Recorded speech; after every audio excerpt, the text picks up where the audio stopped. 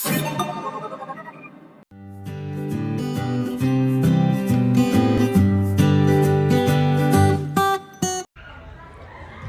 Penyebaran Islam di Indonesia. Indonesia memiliki letak yang strategis sehingga sangat menguntungkan. Salah satunya Indonesia dilalui jalur perdagangan dari berbagai benua di belahan dunia. Cara tersebut terbukti membawa pengaruh yang cukup besar terhadap penyebaran dan perkembangan Islam di Nusantara. 1. Masuknya agama Islam di Indonesia. Terdapat teori tentang masuknya Islam ke Indonesia. Berikut beberapa teori masuknya Islam di Indonesia.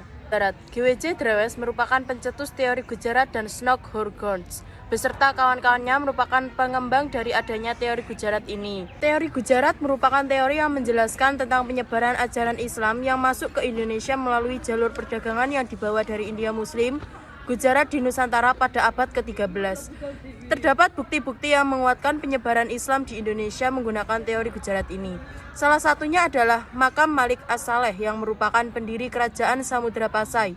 Bahkan makam Maulana Malik Ibrahim yang merupakan salah satu dari tokoh penyebar Islam di Indonesia, Wali Songo, juga memiliki ciri batu nisan khas Gujarat seperti makam Malik As-Saleh. B. Teori Arab. Adapun teori Arab atau Mekah merupakan teori tentang penyebaran Islam yang menjelaskan bahwa ajaran Islam mulai masuk ke Nusantara langsung dari Arab atau Mekah. Ketika masa-masa kekhalifahan J.C. Van Leur hingga Buya Hamka atau Abdul Malik Karim, Amrullah mendukung teori ini sebagai salah satu teori relevan masuknya agama Islam di Nusantara. Buya Hamka menjelaskan dalam bukunya Sejarah Umat Islam, terdapat bukti-bukti penyebaran dan masuknya ajaran Islam di Indonesia. Ditemukan batu nisan yang bertuliskan nama Syekh Rukunuddin yang wafat pada tahun 672 Masehi di kawasan tersebut yang pada saat itu merupakan kekuasaan dari kerajaan Sriwijaya. C. Teori Persia. Teori Persia menjelaskan bahwa asal mula penyebaran agama Islam di Nusantara berasal dari negara Persia atau Iran. Jajaningrat menjelaskan bahwa sebab dari kesesuaian teori ini berasal dari kebudayaan Islam di Nusantara memiliki banyak kesamaan dengan kebudayaan Islam di Persia.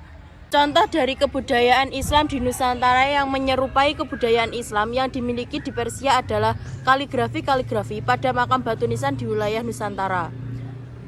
Sementara aliran Islam yang berkembang di Indonesia adalah bukan dari aliran Syiah dan beraliran Sunni, sehingga teori Persia ini dianggap kurang menunjang dengan fakta lapangan yang ada. D. Teori Tiongkok. Teori masuknya Islam ke Indonesia juga datang dari teori Tiongkok. Teori ini menjelaskan tentang sejarah penyebaran ajaran Islam ke Nusantara yang berasal dari Tiongkok, di mana teori ini dipaparkan oleh Slamet Mulyana dan Sumanto Al-Qurtubi.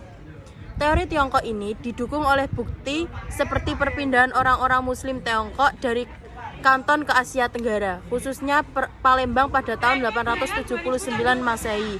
Terdapat masjid tua berarsitektur Tiongkok di tanah Jawa. Bukti lainnya yakni Raja pertama Demak yang memiliki keturunan Tionghoa yaitu Raden Patah. Masuknya agama Islam membawa berbagai pengaruh pada kebudayaan milik Indonesia, mulai dari yang berbentuk seni hingga pendidikan. 2. Perkembangan Kesultanan di Indonesia. Penyebaran Islam di Indonesia tidak terlepas dari peran kerajaan Islam yang berkuasa selama abad ke-13 sampai abad ke-18. B. Tokoh penyebar ajaran Islam di Indonesia. 1. Sultan Malik As-Saleh. Malik As-Saleh menduduki tahta Kesultanan Samudra Pasai pada 1267 Masehi. Ia berkuasa selama 29 tahun dan digantikan oleh Sultan Muhammad Malik Az-Zahir pada tahun 1267 sampai 1326 Masehi. Ketika berkuasa, Malik As-Saleh menerima kunjungan Marco Polo. 2. Sultan Ahmad. Ia bergelar Sultan Malik At-Tahir II saat menjadi sultan di kerajaan Samudra Pasai. Saat ia memerintahkan, Samudra Pasai dikunjungi oleh Ibnu Battuta. Ibnu Battuta mengemukakan bahwa Sultan Ahmad sangat memperhatikan perkembangan dan kemajuan Islam. Ia terus berjuang untuk menyebarkan Islam ke berbagai wilayah di sekitar Samudra Pasai. 3. Sultan Alauddin Riyad Shah. Ia merupakan seorang tokoh peletak dasar-dasar kejayaan kerajaan Aceh. Saat itu militer kerajaan Aceh terkenal sangat andal karena mendapat bantuan dari kerajaan Turki Utsmani. Sultan Alauddin Riyad Shah menyebarkan Islam di wilayah Aceh. 4. Wali Songo. A. Maulana Malik Ibrahim, Sunan Gresik. Maulana Malik Ibrahim atau biasa disebut Sunan Gresik merupakan wali songo pertama yang menyebarkan Islam di Pulau Jawa. Sunan Gresik lahir di Campa, Kamboja, dan ayahnya adalah seorang ulama besar di Maghribi yang bernama Barakat Zainul Alam. B. Raden Rahmat, Sunan Ampel. Sunan Ampel memiliki nama asli Raden Rahmat. Beliau merupakan seorang wali sesepuh. Sunan Ampel menikah dengan Dewi Condrowati, Nyai Ageng Manila, dan Dewi Karimah binti Ki Kembang Kuning. C. Maulana Makhdum Ibrahim, Sunan Bonang. Sunan Bonang memiliki nama asli Raden Maulana Makhdum Ibrahim, lahir pada tahun 1465.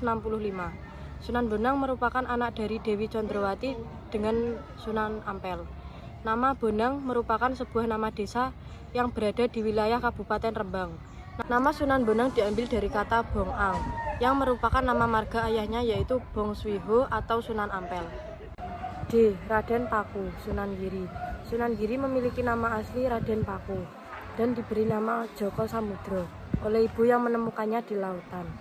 Kelahiran Raden Paku dianggap kutukan oleh kakeknya sehingga dibuang ke lautan. Ayahnya bernama Syekh Maulana Ishak yang merupakan seorang ulama dari Gujarat. Ibunya bernama Dewi Sekardado yang merupakan putri Raja Blambangan beragama Hindu. E. Syarifuddin, Sunan Derajat. Raden Hasim atau Sunan Derajat memiliki nama kecil Syarifuddin. Sunan Derajat adalah putra paling kecil dari Sunan Ampel dengan Dewi Condrowati. Sunan Derajat berdakwah guna menyebarkan agama Islam di Desa Paciran, Lamongan. Awalnya Sunan Derajat berdakwah di pesisir pantai Gresik atas perintah ayahnya, namun akhirnya menetap di Lamongan. Raden Mas Sahid, Sunan Kalijaga.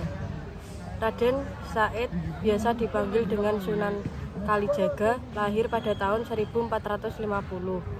Ayah Sunan Kalijaga merupakan seorang adipati Tuban yang bernama Tumenggeng Wilatika atau Raden Sahur. Nama Kalijaga berasal dari sebuah desa di Cirebon. Sebelum menjadi Sunan, Raden Said sering berdiam diri di sungai desa. Dalam bahasa Jawa disebut dengan Jogo Kali dan akhirnya menjadi Kalijaga. H. Ja'far Shodiq, Sunan Kudus. Ja'far Shodiq atau biasa dipanggil dengan nama Sunan Kudus berasal dari Al-Qudus, Yerusalem, Palestina. Sunan Kudus lahir pada 9 September 1400 Masehi atau 808 di Palestina. Ayahnya bernama Raden Usman Haji dan ibunya bernama Syarifah Ruhil.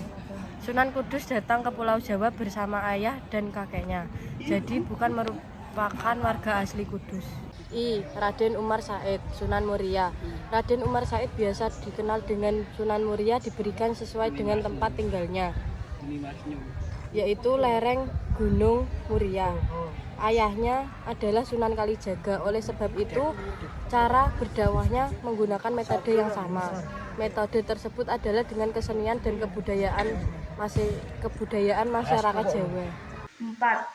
Sultan Alauddin. Ia bernama asli Ainamarangi dan Muhrabia. Sultan Alauddin diangkat sebagai Raja Goa saat usia 7 tahun. Ia adalah penyebar Islam di Sulawesi Selatan. 5. Datuk Tunggang Parangan. Ia bernama asli Habib Hashim bin Musayyah bin Abdullah bin Yahya. Datuk Tunggang Parangan berasal dari Minangkabau dan berdakwah di Kutai Kartanegara. Beliau berdakwah bersama Datuk R.I. Bandang pada tahun 1525 sampai 1589. 6. Sultan Zainal Abidin. Ia datang ke Jawa Timur pada tahun 1494 Masehi untuk menimba ilmu agama di pesantren Sunan Giri. Sebaliknya dari Jawa, Sultan Zainal Abidin mengajak para ulama terkemuka seperti Tuhu Bahanul untuk menimba dakwah di wilayah Maluku.